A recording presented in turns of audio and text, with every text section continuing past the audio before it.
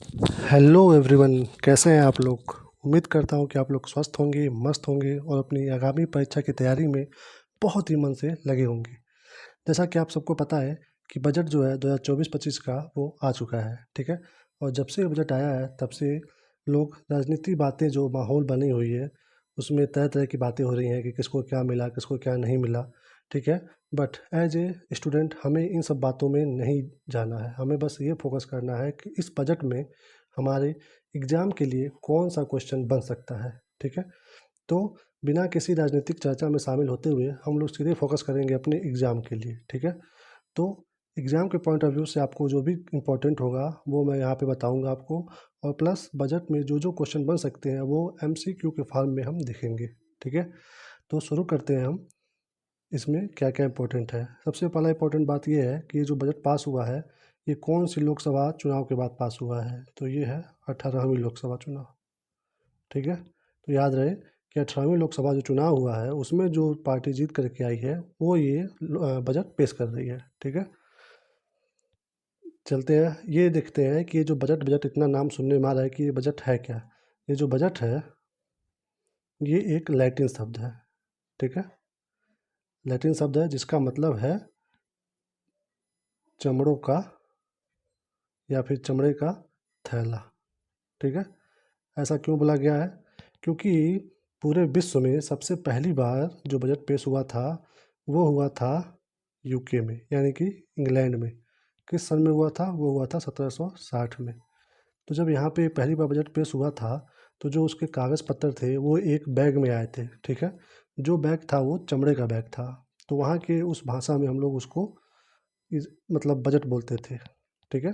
तो तभी से वो बजट सब फेमस हो गया है। और जो भी सरकारें अपना वो साल भर का जो पेश करती है बजट, उसको यही नाम दिया जाता है, ठीक है। तो ये था इसका इतिहास, ठीक है। ये ध्यान रहे सबसे पहले कौन से देश में हुआ था, इंग्लैंड में। किस सन में, 1760 में, ठीक है। चलते हैं अब भारत में, ठीक है। भारत में जो है बजट का क्या इतिहास रहा है, ठीक है। ये देखते हैं सबसे पहले। भारत में पहली बार बजट का शुभारंभ 7 अप्रैल 1860 में हुआ था, ठीक है। याद रहे 1860 मतलब उस समय जिस समय हमारा देश अंग्रेज़ों का गुलाम था, ठीक है। तो जब गुलाम था तो नो डाउट कि उस समय जो वित्त मंत्री रहे होंगे वो भी अंग्रेज ही रहे होंगे, ठीक है। तो उस अंग्रेज जो वित्त मंत्री थे उनका क्या नाम था, ठीक है। उनका नाम था, रुकिए मैं यहाँ पे लिख के बताता हूँ। अ, उनका नाम था जेम्स विल्सन, ठीक है। इसीलिए इनको नॉर्मली जनरली बोला जाता है कि यह भारतीय बजट व्यवस्था के संस्थापक, ठीक है। भारतीय बजट व्यवस्था के संस्थापक, ठीक है। चलिए अगला देखते हैं क्या है। आज़ाद भारत का पहला बजट, ठीक है, जब आज़ादी हम लोग को मिल गई थी उसी साल 1947 में बजट पेश हुआ था। और वो किस वित्त मंत्री के थ्रू हुआ था, वो हुआ था आर के शानमुखम चेट्टी, ठीक है। पहले वित्त मंत्री थे हमारे देश के शानमुखम चेट्टी, ठीक है। उसके बाद तीसरा ये है, बहुत इंपॉर्टेंट नहीं है, बट ऐसे ही आप जानिए कि गणतंत्र भारत का पहला बजट 1950 में आया था, ठीक है। इसी बजट में सबसे पहली बार बोला गया था, वो जो हम लोग पढ़ते हैं ना योजना आयोग, पंचवर्षीय योजना, ठीक है, वो इसी वाले में इसी बजट में उसकी बात हुई थी 1950 वाले में, ठीक है। अगला क्वेश्चन, अगला इंपॉर्टेंट क्या है, ये है चौथा, रेल बजट का विलय आम बजट में किस वर्ष में किया गया था, तो ये किया गया था 2016 में, ठीक है। यानी कि कौन से वर्ष में रेल बजट और आम बजट एक में मिला दिया गया था, ठीक है। इससे पहले मतलब ये है कि 2016 से पहले रेल बजट अलग आता था, आम बजट अलग आता था। आम बजट से कुछ दिन पहले रेल बजट पेश होता था, ठीक है। और ये दोनों अलग अलग कब से शुरू हुआ है, तो रेल बजट और ये आम बजट अलग अलग पेश होना स्टार्ट हुए थे पहली बार 1924 से, 1924 से, ठीक है। तो ये हो गया बजट का इतिहास, ठीक है। और इतिहास में तो अब कुछ बचा नहीं है जानने वाला। अब ये इतिहास के रूप में आप ये भी थोड़ा सा जान सकते हैं, ये एक चीज़ कि भारत में पहली बार पेपरलेस बजट, ठीक है, पेपरलेस बजट किस वर्ष से शुरू हुआ था? वो हुआ था 2021 से। कोरोना महामारी आया था, उसके बाद से ही पेपरलेस बजट, यानी कि जो चमड़े वाला बैग जो लेकर के आते थे वो लोग, वो लाना बंद हो गया है।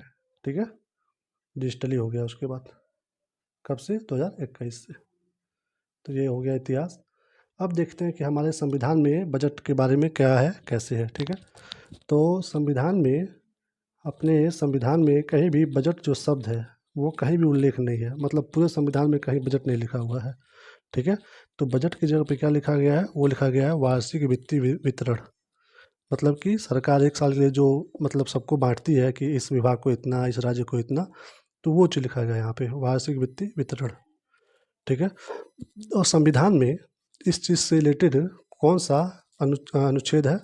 तो वो है अनुच्छेद 112 से 117 के बीच में है ये, वार्षिक वित्तीय वितरण। ठीक है, तो ये हो गया हमारे संविधान के बारे में। चलते हैं इससे रिलेटेड बजट से संबंधित जो भी एमसीक्यू बन सकते हैं एग्जाम में, उस पर चलते हैं। तो सबसे पहला क्वेश्चन क्या बनेगा? वो बनेगा बजट 2024-25 का साइज क्या, कितना है? ठीक है, साइज। ठीक है, 48.12 करोड़, 48.21 करोड़, 44.12 करोड़, 44.21 करोड़। ठीक है, तो इसका सही उत्तर क्या होगा? इसका सही उत्तर है बी।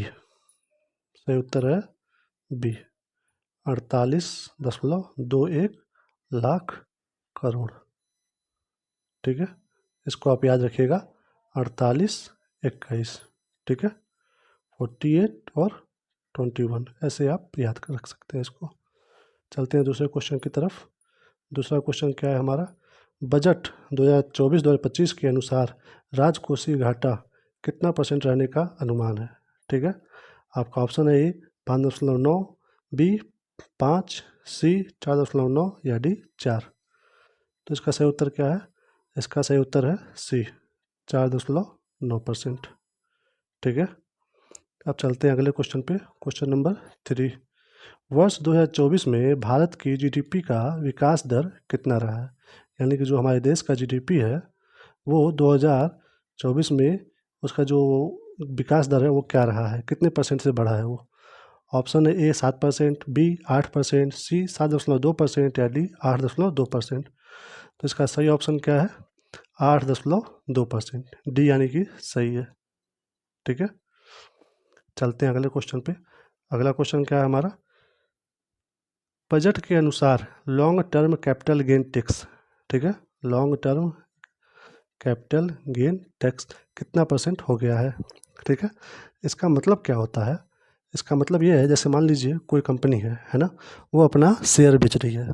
ठीक है, जैसे मान लीजिए टाटा है, वो अपना शेयर बेच रही है। ठीक है, उस शेयर को मान लीजिए आपने खरीद लिया है। ठीक है, और जब आपने उस शेयर को खरीद लिया है और उस शेयर का जब प्राइस बढ़ेगा तब आप बेचेंगे, है ना, तो आप जाहिर सी बात है उस पर आप प्रॉफिट पाएंगे। तो उस प्रॉफिट पे सरकार आपको टैक्स लगा रही थी। ठीक है, long term capital gain tax. ठीक है, तो उसके बारे में पूछ रहा है कि वो कितना % हो गया है। ठीक है, तो ऑप्शन है ए 12.5%, बी 12%, सी 10% या डी 10.5%। तो इसका सही ऑप्शन क्या है? सही ऑप्शन है ए 12.5%। ठीक है, पहले कितना था? पहले था ये 10%, यानी कि बढ़ा है अब। ठीक है, चलते हैं अब अगले क्वेश्चन पे। अगला क्वेश्चन क्या है? पाँचवा, बजट 2024-25 में एंजल कर को कितना % कर दिया गया? ठीक है, सबसे पहले ध्यान दीजिए एंजल कर क्या होता है। जैसे मान लीजिए कोई नया नया स्टार्टअप है। ठीक है, मान लीजिए आप कोई कोचिंग खोला है, जैसे अभी फेमस था वो फिजिक्स वाला। ठीक है, तो उस कोचिंग को अगर वो खोले हैं वो, तो उनके बहुत लोग होंगे जो सहयोग किए होंगे पैसे से, है ना। तो ऐसे अगर कोई उनको सहयोग दिया है और उन पे सरकार अगर अगर सहयोग किए, वो जो प्रॉफिट मिला वो प्रॉफिट वो कमाए, तो उस प्रॉफिट पे जो टैक्स लगाती है सरकार, उसको बोलते हैं एंजल कर, मतलब एंजल टैक्स। ठीक है, तो उसी को पूछ रहा है कि कितना % कर दिया गया है अब। ठीक है, तो वो है ऑप्शन में 12%, बी है 15%, सी है 10% और डी है 0 तो इसका सही सही उत्तर क्या है? डी 0%, मतलब समाप्त। ठीक है, ऐसा इसलिए हुआ है ताकि अगर कोई नया स्टार्टअप हो रहा है और उसमें कोई इन्वेस्ट कर रहा है तो उस पर टैक्स न लगे, ताकि हमारे देश में ज़्यादा से ज़्यादा लोग स्टार्टअप शुरू करें और हमारे देश की इकॉनमी बढ़े।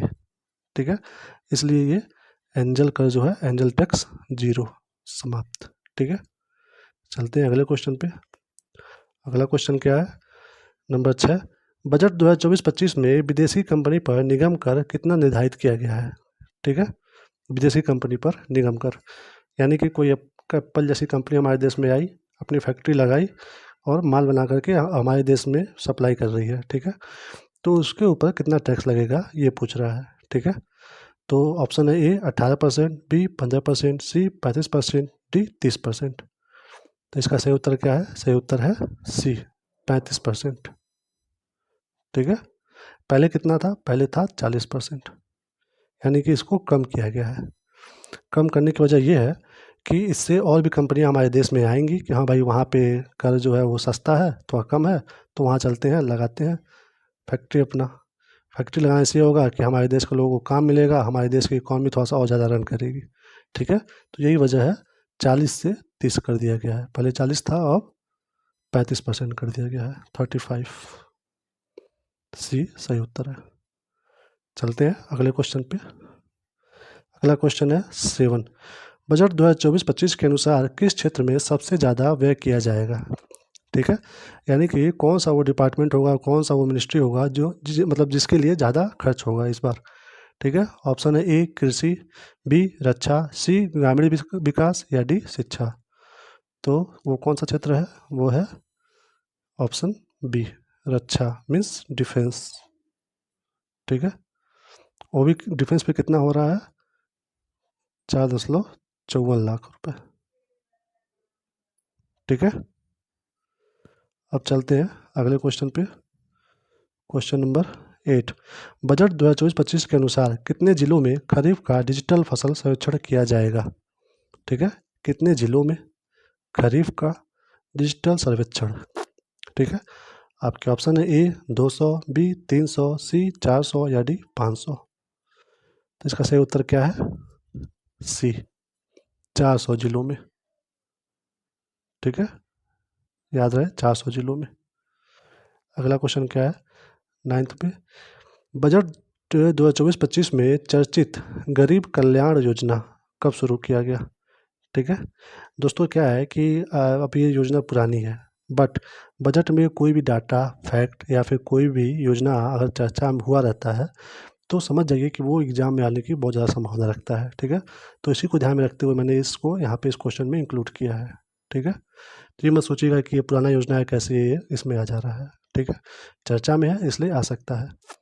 आपके ऑप्शन है ए 2016, बी 2018, सी 2019 या डी 2021। इसका सही उत्तर है ए 2016। ठीक है, चलते हैं अगले क्वेश्चन पे। क्वेश्चन नंबर 10, बजट 2024-25 में बिहार राज्य के विकास हेतु कितनी राशि का निर्धारण किया गया है। ठीक है, बिहार राज्य के लिए आप लोग को पता ही होगा कि बिहार राज्य का सपोर्ट रहा है इस बार सरकार बनाने में। ठीक है, तो इसलिए बिहार राज्य को थोड़ा सा स्पेशल इस बार दर्जा कुछ दिया गया है पैसे के मामलों में, तो इसलिए क्वेश्चन बन सकता है। ठीक है, ऑप्शन है ए 15,000 करोड़, बी 16,000 करोड़, सी 25,000 करोड़ या डी 26,000 करोड़। ठीक है, तो इसका सही उत्तर क्या है, इसका सही उत्तर है डी 26,000 करोड़। ठीक है, 26। अब इसी से रिलेटेड एक और क्वेश्चन है, तो इसलिए मैंने उसको भी 10 नंबर ही दिया है। ये 10 नंबर क्वेश्चन है ना, इसके बाद जो क्वेश्चन है वो भी 10 नंबर है क्योंकि वो भी सेम है। ठीक है, कि बजट 2024-25 में आंध्र प्रदेश राज्य के विकास के लिए कितना राशि हुआ है। ठीक है, ऑप्शन है ए 15,000 करोड़, बी 16,000 करोड़, सी 25,000 करोड़ या 26,000 करोड़। ठीक है, तो इसका सही उत्तर क्या है, इसका सही उत्तर है ए 15,000 करोड़। ठीक है, तो ये दोनों क्वेश्चन याद रहे, बिहार का और आंध्र प्रदेश का। अगला क्वेश्चन क्या है 11 नंबर पे, बजट 2024-25 के अनुसार बिहार के किस जिले में औद्योगिक केंद्र का विकास होगा। ठीक है, यानी कि बिहार के किस जिले में औद्योगिक केंद्र का विकास होगा। ठीक है, ऑप्शन है ए पटना, बी नालंदा, सी भागलपुर या डी गया। इसका सही उत्तर क्या है, सही उत्तर है डी, गया में।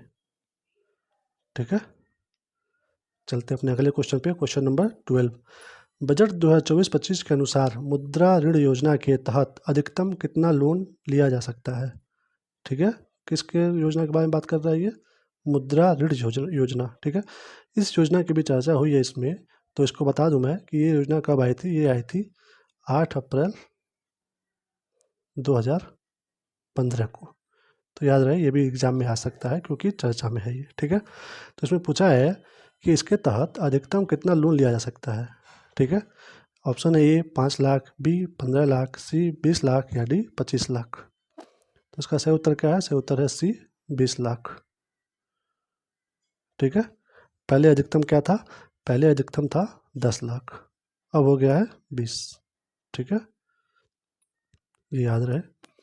चलते हैं अपने अगले क्वेश्चन पे। क्वेश्चन नंबर 13, बजट 2024-25 के अनुसार 30 लाख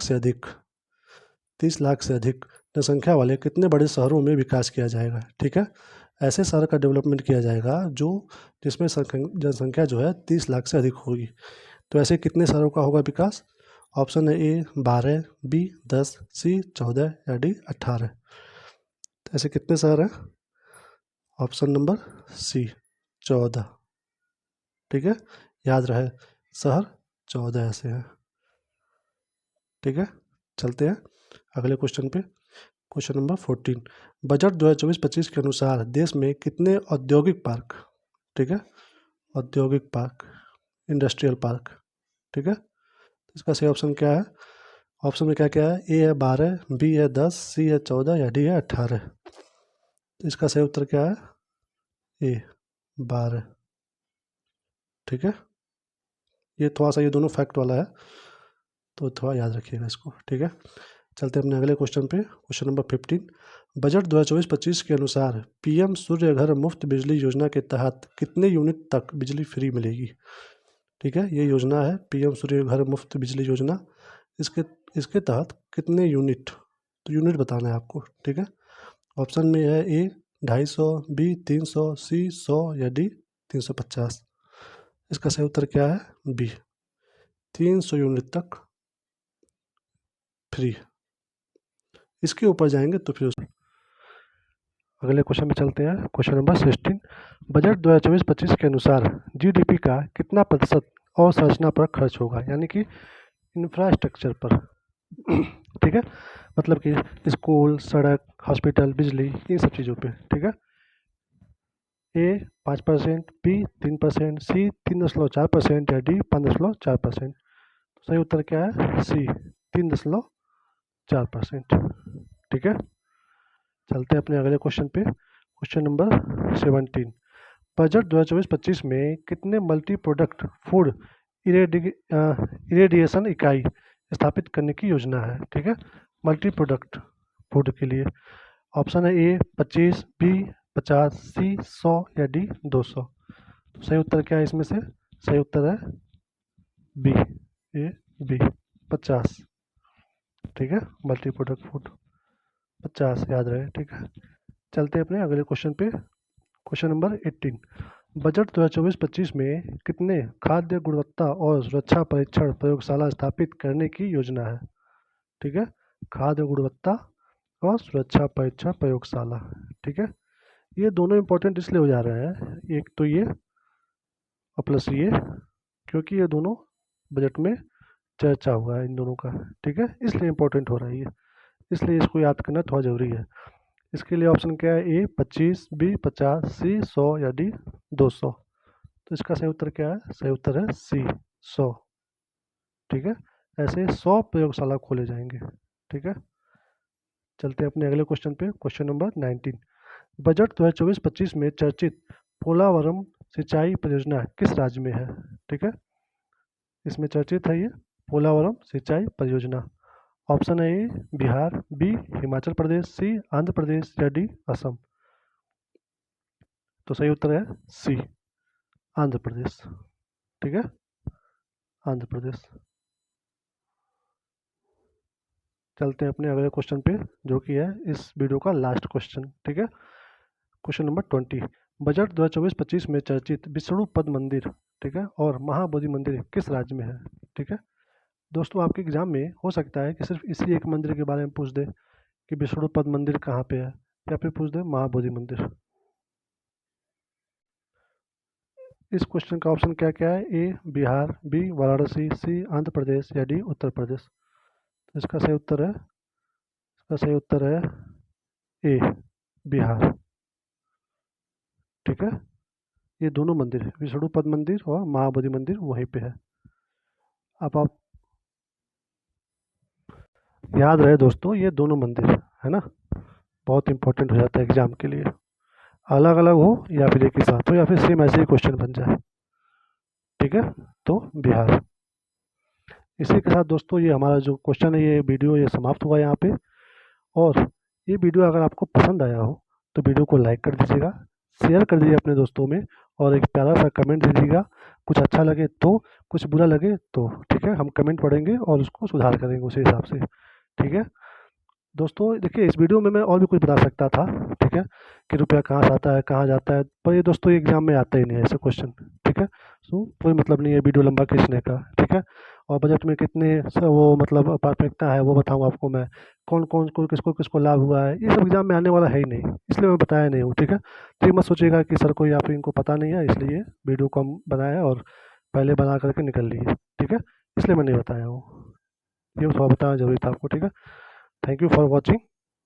अपना ख्याल रखिए, मुस्कुराते रहिए, एग्ज़ाम बस एक फेज़ है। ठीक है, आपका खुश रहना बहुत ज़्यादा इंपॉर्टेंट है। ठीक है, मिलते हैं आपको अगली वीडियो में, तब तक के लिए बाय बाय, टेक केयर।